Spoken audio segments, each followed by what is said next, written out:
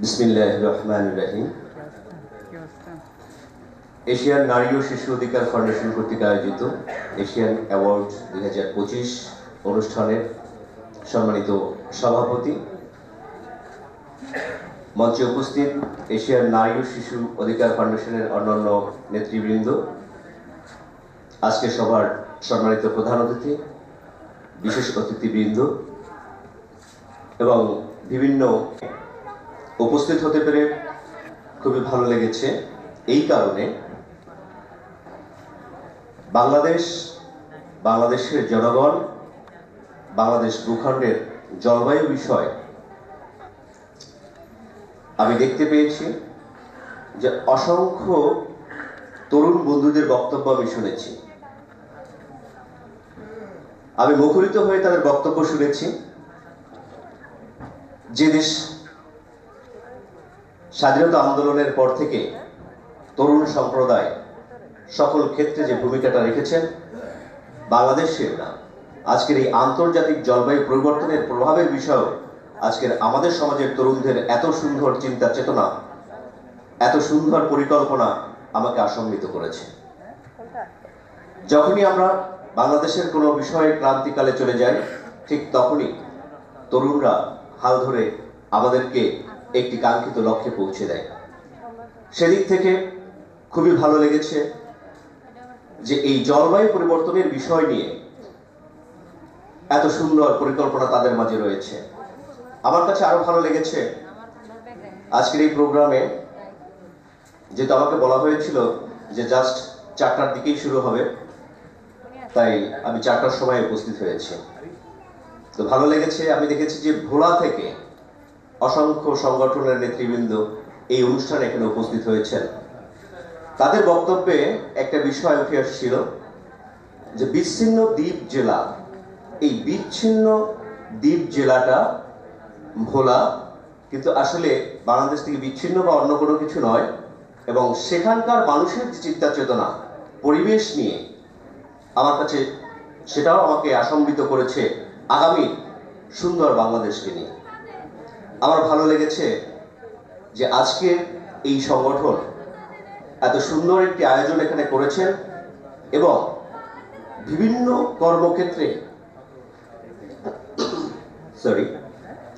কর্মক্ষেত্রে অবদানের জন্য এখানে অনেককে আজকে সম্মাননা বা এই অ্যাওয়ার্ড প্রদান করতে যাচ্ছেন। সত্যি কথা বলতে, যে দেশে গুণীদের সম্মান দেওয়া হয় না, গুণীজনকে যে দেশে কদর দেওয়া হয় না, সে দেশে গুণীজন জন্মায় না। তো সেই প্রেক্ষাপট থেকে আমি দেখেছি যে আজকের এখানে পরিবেশ অধিদপ্তরের একজন উপপরিচালক প্রিয় ম্যাডাম বক্তব্য রেখেছেন। অত্যন্ত সাজানো গোছানো, খুব সুন্দর উপস্থাপন করেছেন।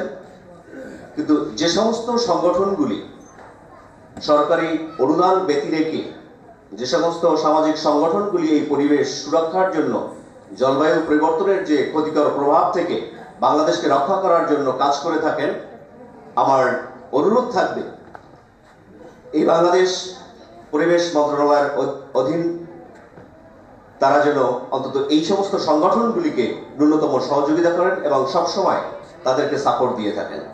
কারণ সত্যি কথা বলতে, বাংলাদেশ সরকারের পক্ষে আসলেই কোনো একটি পদক্ষেপ নিয়ে সুচারুভাবে দেশকে সুন্দর করা কখনোই সম্ভব নয়। কারণ আমরা দেখেছি যে আমাদের এই বহু গণতান্ত্রিক দেশে সরকার যে কোনো কাজ করতে গেলে সব সময়ের জন্য তার ক্রেডিটকে বিচ্ছিন্ন করে রাখার জন্য আমাদের একটা রাজনৈতিক প্রভাবও থাকে।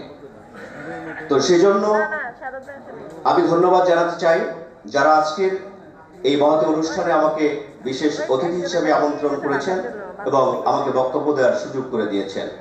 আমি ধন্যবাদ জানাতে চাই মঞ্জুরি সাংস্কৃতিক সংগঠনকে। অত্যন্ত চমৎকার একটি শরৎ সন্ধ্যা তারা উপহার দিয়েছেন। খুবই মনোমুগ্ধকর ভাবে আমরা শুনছিলাম। আমার ভালো লেগেছে ও আমার দেশের মাটি তোমার করে ঠেকাই মাথা, এই নৃত্যে যিনি অভিনয় করেছিলেন, আমি তাকে স্যালুট জানাই।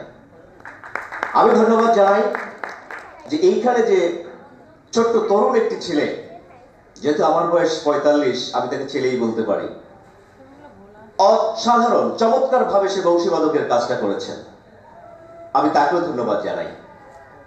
আমি এই এশিয়ান নারী ও শিশু অধিকার ফাউন্ডেশনকে আবারও কৃতজ্ঞতা জানাই এই কারণে যে সমাজের এই বিভিন্ন শ্রেণী পেশার মানুষকে এত সুন্দর একটি অনুষ্ঠানের মাধ্যমে তাদেরকে অ্যাওয়ার্ড প্রদান করছেন। আমি advocate Mohammad Barkatullah Khan, Bangladesh supreme court, high court division এবং চট্টগ্রাম জেলা জজ আদালতে প্র্যাকটিসরত আছি।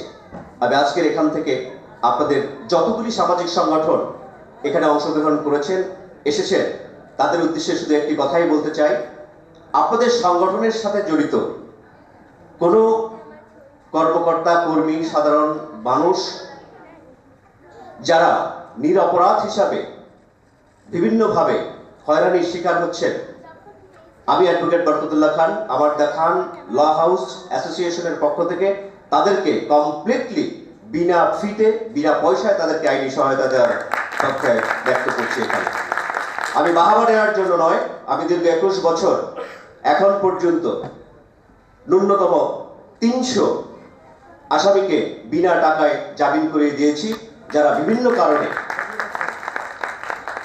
প্রতিহিংসার শিকার হয়ে যারা জেল খেটেছেন তাদেরকে। আপনারা সবাই আমার জন্য দোয়া করবেন। সবাইকে ধন্যবাদ। আসসালামু আলাইকুম।